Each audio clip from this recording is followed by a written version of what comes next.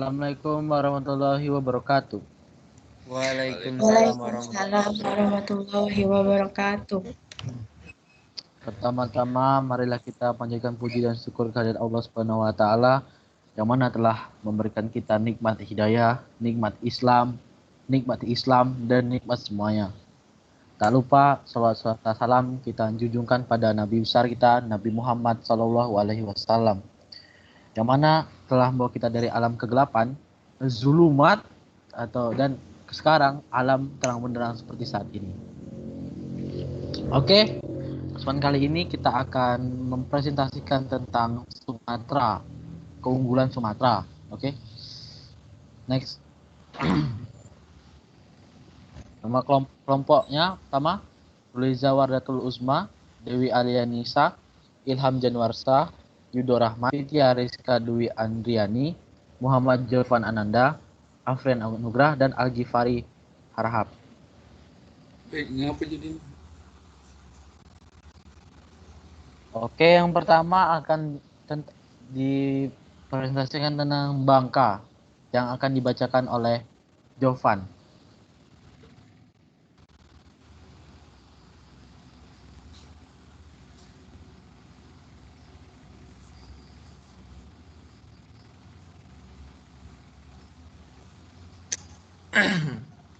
Keunggulan Bangka Belitung. Yang pertama dari sektor pertanian dan perkebunan. Sektor pertanian merupakan sektor keunggulan dalam prioritas pembangunan daerah Bangka Selatan. Hal ini didasari karena sektor utama dalam mata pencarian penduduk. PDRB sektor pertanian pun mencapai 42,65% dari seluruh kegiatan ekonomi daerah. Subsektor perkebunan merupakan sektor utama dengan persentase kontribusi terhadap PDRB mencapai 19,01%. Komoditas unggulan perkebunan Kabupaten Bangka Selatan adalah lada, karet, kelapa sawit, dan kelapa. Kedua, sektor kelautan dan perikanan. Kelautan dan perikanan juga merupakan sektor keunggulan dalam pengembangan ekonomi wilayah Kabupaten Bangka Selatan. Berkisar 7,35% dari total PDRB Kabupaten Bangka Selatan dikontribusikan dari sektor kelautan dan perikanan. Wilayah pengembangan potensi kelautan perikanan di Kabupaten Bangka Selatan terletak di Kecamatan Lempar Pongok, Kecamatan Tukak Sadai, Kecamatan Tobali, dan Kecamatan Simpang Rimba. Sementara itu, komoditas yang menjadi keunggulan di Bangka Selatan terdiri perikanan laut, budidaya keramba jaring apung atau KJA, udang, dan rumput laut. Berikut ditampilkan tabel mengenai potensi kelautan dan perikanan di Bangka Selatan tahun 2011.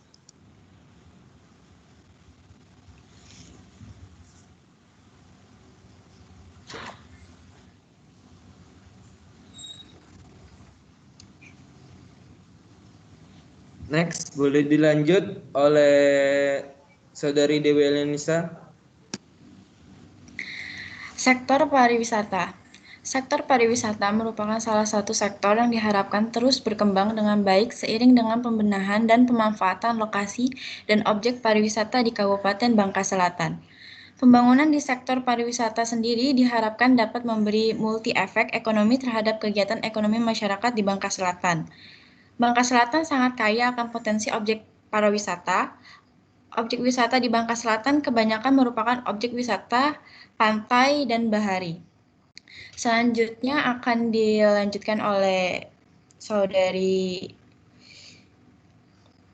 Luiza. Kemudian ada sektor industri pengolahan. Produksi kerupuk Bangka Selatan, lahan dan luas wilayah produktif di Kabupaten Bangka Selatan sampai dengan saat ini tidak memungkinkan lagi dimanfaatkan untuk pengembangan investasi baru untuk perkebunan besar dan pertambangan dalam skala besar. Oleh karena itu, kebijakan investasi diarahkan kepada industri pengolahan hasil-hasil perkebunan dan hasil pertambangan agar meningkatkan nilai tambah di sektor-sektor tersebut. Kontribusi sektor industri pengolahan saat ini baru mencapai 2,44% dari seluruh total nilai kegiatan ekonomi di Kabupaten Bangka Selatan. Ini mengindikasikan bahwa sektor industri pengolahan belum digarap secara maksimal, utamanya oleh pelaku swasta dan penanam modal. Industri pengolahan saat ini yang baru dikembangkan hanya sebatas untuk industri makanan tradisional seperti terasi, kerupuk, kericu, dan getas.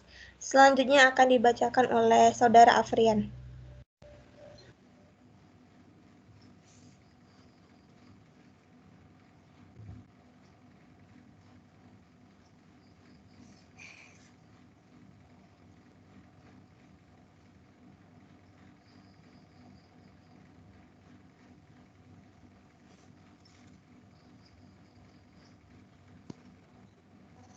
Saudara Afrian, maaf mic-nya ke-mute ya.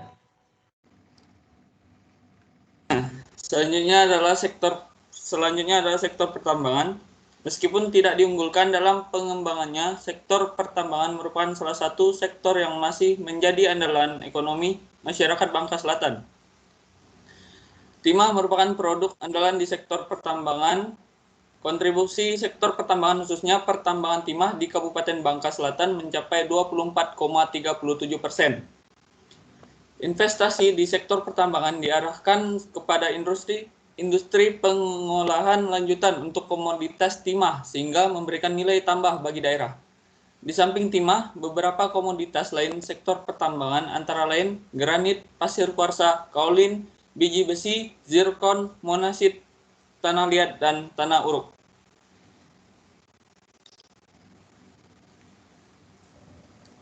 Oke, selanjutnya adalah Bengkulu. Next.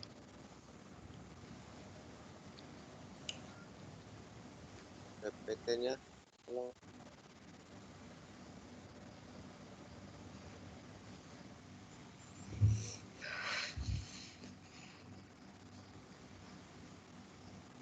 Keunggulan Bengkulu. Terletak di bagian barat daya Pulau Sumatera, Provinsi Bengkulu kaya akan hasil laut, perkebunan, rempah-rempah, dan hasil tambang. Daerah ini juga terkenal sebagai salah satu tempat bertumbuhnya tanaman endemik Rafflesia arnoldi. Selain itu, daerah ini juga kondang sebagai salah satu tempat pengasingan bagi pejuang kemerdekaan Indonesia. Salah satu di antaranya Soekarno. Provinsi Bengkulu dijuluki bumi Rafflesia, tumbuhan endemik Rafflesia arnoldi, Padma raksasa. Ini juga menjadikan Provinsi Bengkulu karena tergolong langka dan harus dilindungi kepopulerannya. Melejit setelah adanya temuan ilmiah T.S. Rafflesia dan J. Arnold pada 1818 di hutan tropis yang terletak antara Kabupaten Kepayang dan Bengkulu Tengah.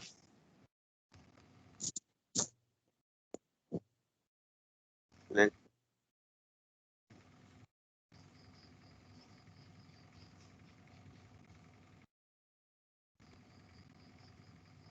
Bengkulu memiliki kerajinan tradisional batik Basure, yakni kain batik yang dihiasi huruf-huruf Arab, gundul, dan diakui oleh pemerintah Republik Indonesia sebagai salah satu bagian warisan budaya Republik Indonesia, serta turut memperkaya khazanah budaya di Indonesia. Kebudayaan Bengkulu memiliki beberapa ciri berbeda karena dipengaruhi oleh suku-suku berbeda, yakni kebudayaan suku Rejang, suku Serawai, dan suku Lembak. Budaya Tabut merupakan satu kultur unik yang memadukan tradisi lokal dengan Islam Syiah secara kultural.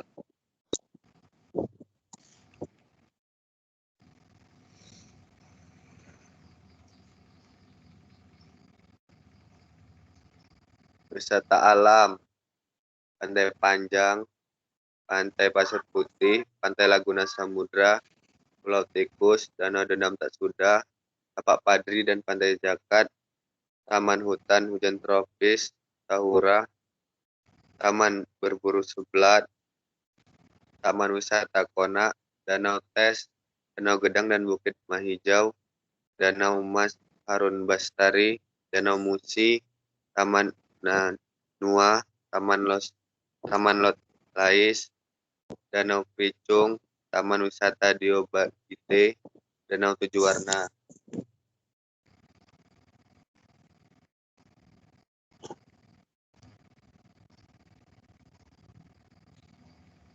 Selanjutnya Lampung.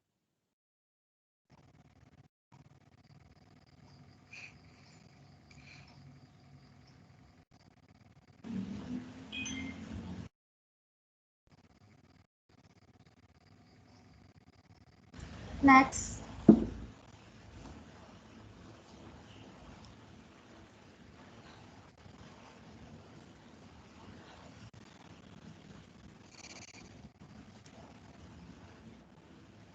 Keunggulan Lampung. Bandar Lampung antara produksi pertanian dan perkebunan di Provinsi Lampung selama tahun 2020 naik dibandingkan tahun sebelumnya. Berapa capaian pemerintah Provinsi Lampung selama tahun 2020 cukup menggembirakan dengan naiknya sejumlah produksi komoditas di bidang pertanian dan perkebunan, kata Gubernur Lampung Arinal Junaidi pada rapat koordinasi sektor pertanian dan perikanan Provinsi Lampung tahun 2021 di Argopurak, Sabah Balau, Lampung Selatan, Senin. Dalam kesempatan tersebut, Gubernur menampakkan beberapa capaian pemerintah Provinsi Lampung di bidang pertanian selama tahun 2020. Pencapaian itu diantaranya peningkatan luas panen padi sebesar 17,2% atau terjadi peningkatan sebesar 79,958 hektar jika dibandingkan dengan luas panen tahun 2019 dan ini merupakan 5% dari total luas panen padi di Indonesia tahun 2020. Selain itu, terjadi peningkatan produksi pada padi dari 2,16 juta ton menjadi 2,59 juta ton di tahun 2020. Next.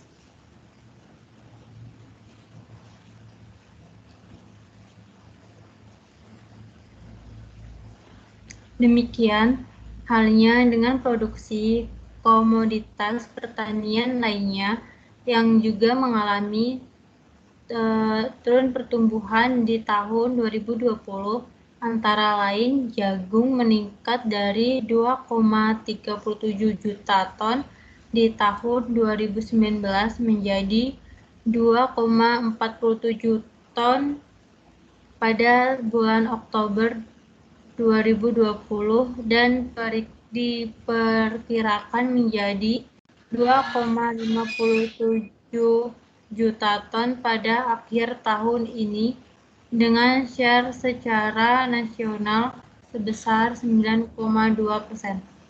Kemudian ubi kayu diperkirakan meningkat dari 4,92 juta ton menjadi 5,7 juta ton dengan capaian sampai Oktober 2020 mencapai 4,55 juta ton dengan andil secara nasional sebesar 30,14%.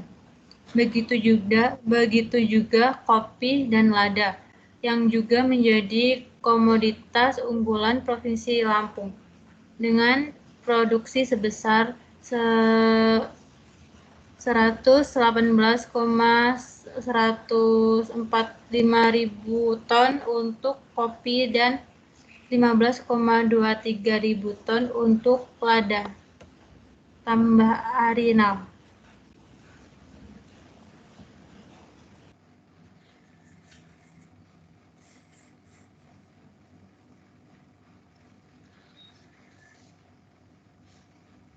Selanjutnya Sumatera Utara.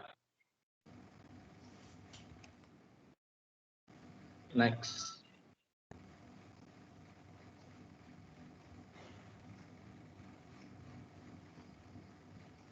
Keunggulan Sumatera Utara. Provinsi Sumatera Utara memiliki aset yang luar biasa. Bahkan berbagai sumber daya dan kekayaan alam yang dimiliki Sumatera Utara bernilai berskala dunia.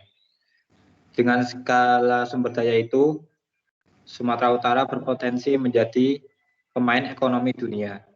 Sumatera Utara juga sangat kaya dengan sumber daya air, seperti Danau Toba, merupakan danau terbesar di Asia, memiliki sumber daya air berkelanjutan yang mencapai 3,5 miliar meter kubik setiap tahunnya.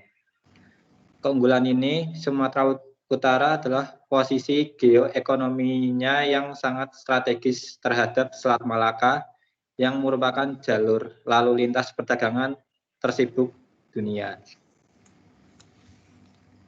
KEK Mangkai memiliki akses ke Selat Malaka yang juga akan terkoneksi langsung dengan pelabuhan Kuala Tanjung, Batubara. Keunggulan Sumatera yang lain yaitu Bandara Internasional Kuala Namu yang telah menjadi hubungan internasional Indonesia di kawasan barat. Bandara ini berkembang pesat dan saat ini telah melayani lebih dari 8 juta penumpang per tahun. Bandara ini juga menjadi bandara pertama di Indonesia yang terintegrasi dengan mode transportasi kereta api. Lanjut. Sumatera Utara jadi pusat food estate di Indonesia. Sumatera Utara menjadi salah satu dari 2 daerah di Indonesia yang akan digunakan untuk kawasan lahan pengembangan lumbung pangan atau food estate.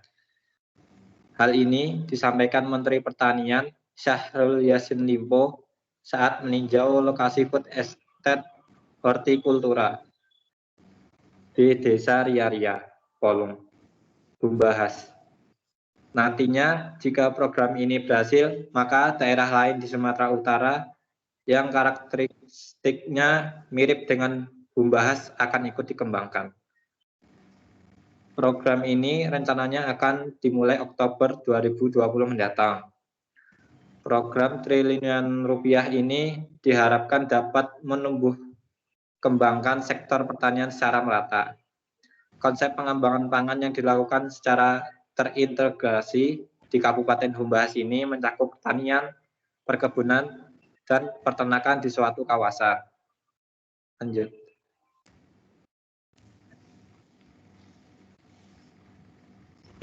Oke, sekian dari kelompok kami.